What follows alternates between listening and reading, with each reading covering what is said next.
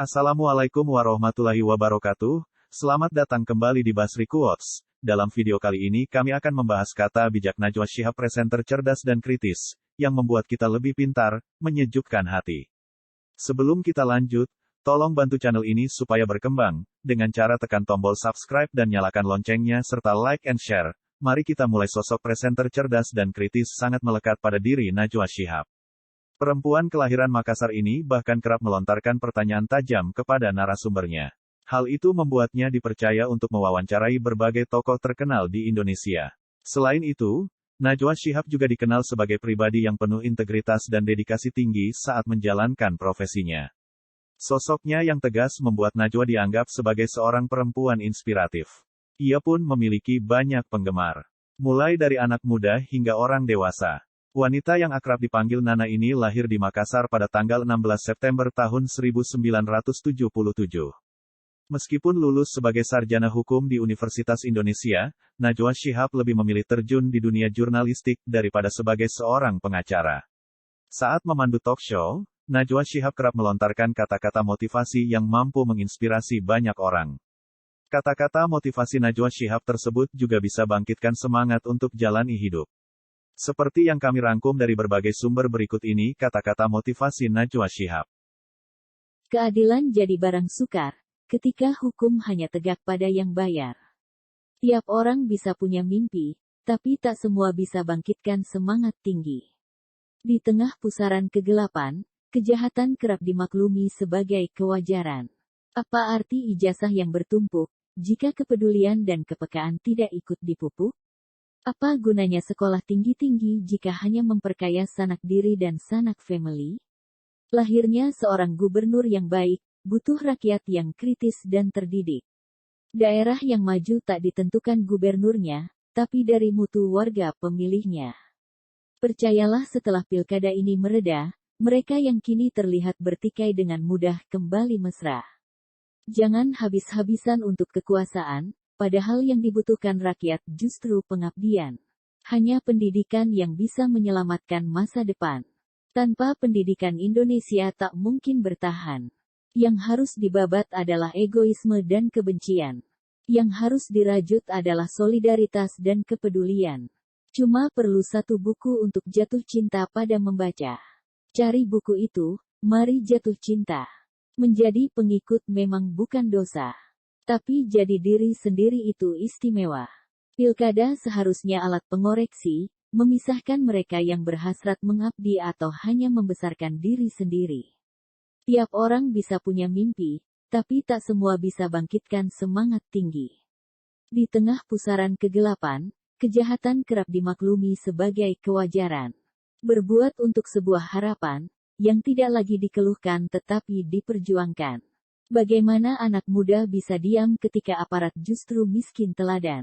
Pemuda hari ini harus turun tangan, berkarya nyata menjawab semesta Indonesia. Jangan bosan bicara tentang kebenaran, agar demokrasi tak berakhir dengan kesia-siaan. Banyak anak muda yang tumbang karena korupsi, mereka lupakan visi dan hanyut pada nikmat duniawi.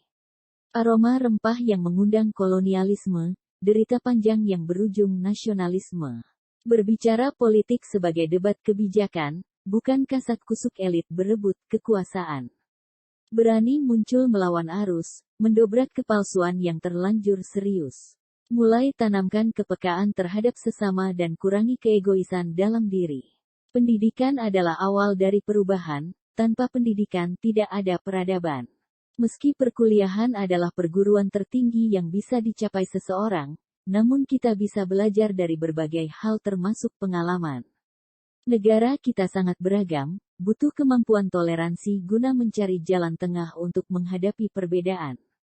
Sebagai generasi muda yang peduli terhadap negara dan bangsa, jadilah seorang pembaharu agar hidupmu lebih bermakna.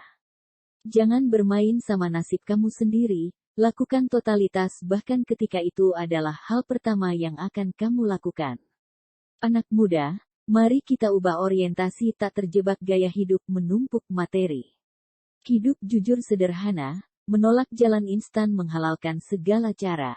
Kita lebih kuat dari apa yang kita bayangkan. Titik. Soal kalah menang jangan Anda bilang sekarang, kita berjuang dulu. Maka jadilah seorang pembaharu, biar orang lain yang ikut meniru. Daripada terus mengikuti tren tanpa henti, hidup bisa habis tanpa pernah diisi. Belajar tentu keharusan yang tak boleh diabaikan, namun merugilah jika belajar disempitkan semata perkuliahan. Agar kekuasaan tak meninabobokan, agar cita-cita tak kandas sejak semula. Buat apa wilayah seluas Sabang sampai Merauke, jika pemudanya kehilangan idealisme? Boleh-boleh saja berkompromi dengan situasi, pancangkan saja garis batas yang tak boleh dilewati. Demokrasi tidak untuk melayani penguasa, demokrasi ditujukan memuliakan warga negara. Jangan terkecoh dengan panasnya perdebatan, laku saling serang sidang Dewan Kehormatan. Kekurangan jangan terlalu dikhawatirkan, selama kepemimpinan berjalan penuh keterbukaan. Kita perlu belajar dari sejarah yang begitu jelas, mengurangi gaduh politik yang kerap tak berkelas. Menjadi pejabat berarti melayani rakyat, itulah pemerintahan yang akan mendapat hormat. Menjaga negara dari gelap mata kuasa, berpihak pada setiap masalah nyata warga negara. Pejabat yang gemar mencari rente dengan menjual negerinya, pada dasarnya telah membinasakan dirinya. Ketamakan dan kebodohan sungguh telah menghukumi mereka yang mabuk kekuasaan dan lupa diri. Pemuda masa silam menggelorakan kehendak bersatu, hari ini rayakanlah Indonesia tanpa ragu. Sebab umur bisa tak berarti di medan kekuasaan, jika sejak muda sudah lancung dari tujuan. Sejarah akan menghitamkan mereka yang layak dijatuhkan, sejarah akan meninggikan mereka yang memang layak dimuliakan.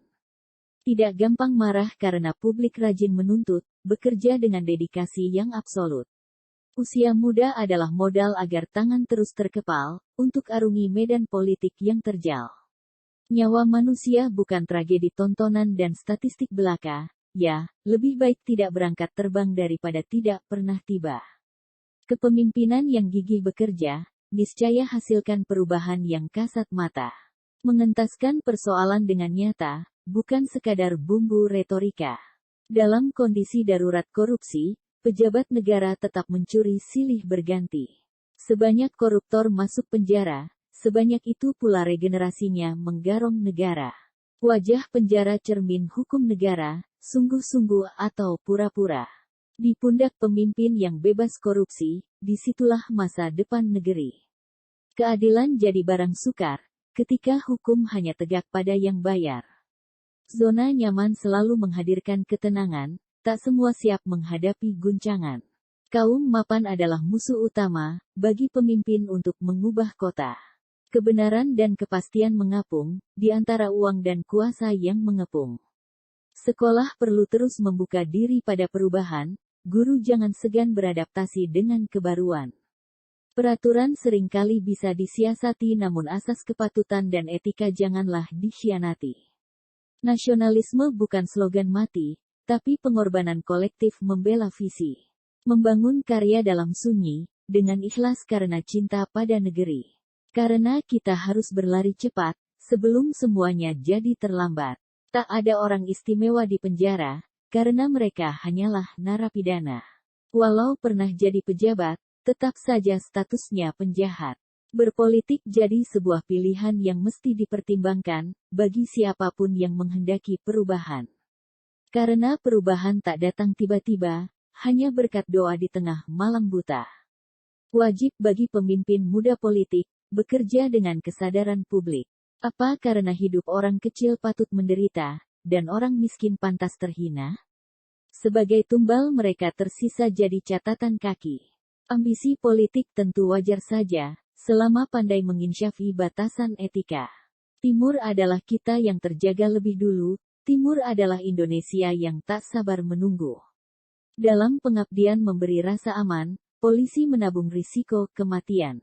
Jakarta kota yang tunduk selera pribadi, menawarkan mimpi dan ilusi. Banyak kasus terpendam, berakhir pada si kambing hitam. Sedang para pelaku utama, tetap nyaman di singgasana. Pejabat publik tutup mata, uang haram tak lagi berdosa. Sekeras itu hukum dibuat, sepandai itu pula praktik muslihat. Saat kekuasaan mulai berkoalisi, masih adakah kehendak rakyat dan ideologi dihargai? Memperbaiki martabat anggota dewan memang butuh seluruh rakyat dan segenap tekad kuat. Apa gunanya sekolah tinggi-tinggi, jika hanya perkaya diri sendiri dan family? Mengisi ruang kosong pemerintah, bertindak nyata bukan dengan banyak kata. Politik seharusnya soal sehari-hari, memecahkan masalah publik penuh peduli. Negarawan yang taat konstitusi, bukan menyerah pada selera politisi. Kasus misterius dibuka dengan data, mengusik mereka yang berdosa. Membuka jalan agar keadilan tak kandas, asalkan hukum tak dipangkas. Simbol dan panji agama pantang tergadai, terlebih di kemuliaan bulan suci. Jabatan menjadi berhala, ketika penguasa lebih sayang dukunnya. Apalah arti pasangan yang populis, jika di tengah jalan saling mengiris. Kemampuan membaca medan, kecerdikan melihat kesempatan, dibutuhkan di tengah persaingan. Sejarah akan menjadi dogma, andai dibaca dengan cara yang biasa. Rakyat perlu para penegak yang berwibawa, bekerja lurus demi keadilan dengan bangga. Karena kita tidak membayar seragam mereka, hanya untuk menegakkan hukum rimba. Kita mungkin bosan dengan muka yang itu-itu saja, tapi yang muda juga harus kasih bukti yang jelas dan nyata. Pelayanan jadi sapi perah, kewajiban terlacur menjadi hadiah. Selama ini raga koruptor terpenjara, tapi bisnis dan hidup sosialnya lancar jaya. Ada yang salah dalam sistem hukum kita, terutama bobot hukuman dan efek jera. Jika semua sibuk memburu kemenangan, demokrasi tak lebih sekadar barang dagangan. Kebiasaan lama yang sulit berubah, terjadi karena korupsi dan ketamakan dianggap biasa. Ratusan pilkada jangan menjadi sekadar seremoni, suksesi harusnya bukan sekadar arena negosiasi. Titik. Tidak gampang takluk oleh kegagalan, terus mencipta momen kebangkitan. Tanpa perubahan cara berpikir, pindah ibu kota hanya pindah masalah. Akhirnya politik menjadi soal modal, rakyat diajarkan memilih yang terkenal. Jika pemimpin tidak harmonis, rakyat juga yang akan teriris. Harta dan tahta, memang dua sisi yang tak bisa dipisahkan. Perputaran uang, jadi bahan bakar kekuasaan. Kita perlu belajar dari sejarah yang begitu jelas, mengurangi gaduh politik yang kerap tak berkelas. Inspirasi menjadi kunci, agar semua mau berpartisipasi. Bahu-membahu perbaiki negeri, bersama-sama mengabdi tanpa henti. Bukankah melelahkan jika selalu ikut tren, apalagi hanya agar dianggap keren? Banyak anak muda yang tumbang karena korupsi, mereka lupakan visi dan hanyut pada nikmat duniawi. Media yang kuat butuh rakyat yang terlibat, mengelola kebebasan dengan bertanggung jawab. Tanah air adalah petak-petak yang harus diolah, tanah air adalah lautan yang harus dibelah. Jika sejarah menjadi guru kebijaksanaan, tokoh sejarahlah yang mengkonkretkan keteladanan. Yang harus dibabat adalah egoisme dan kebencian, yang mesti dirajut ialah solidaritas dan kepedulian. Satu demi satu lembaga amanah reformasi, ditundukkan rayuan korupsi. Tak ada yang tiba-tiba bagi calon pemimpin bangsa, kecakapan bukan salinan genetika. Inilah pengabdian di jalan yang sepi, perjuangan yang seringkali tak bertepi. Semakin menor Jakarta terlihat, logika publiknya sungguh jauh tersesat. Saat pragmatisme menjadi sobat kekuasaan, idealisme yang akan menyemai perlawanan. Apa arti ijazah yang bertumpuk, jika kepedulian dan kepekaan tidak ikut dipupuk? Disiplin ilmu hanyalah modal pertama, ijazah cuma selembar kertas di atas meja. Dengan jurus transparansi, mereka hadang gerak-gerik para pencuri. Jika atasan berani buka-bukaan, anak buah akan sulit selewengkan jabatan. Itulah quotes kata-kata bijak Najwa Shihab, presenter cerdas dan kritis, yang membuat kita lebih pintar, penuntun kehidupan, menyejukkan hati, dan inspiratif untuk kehidupan kita yang lebih baik. Bagaimana menurut kalian? Komen di bawah ya. Terima kasih sudah singgah di channel ini.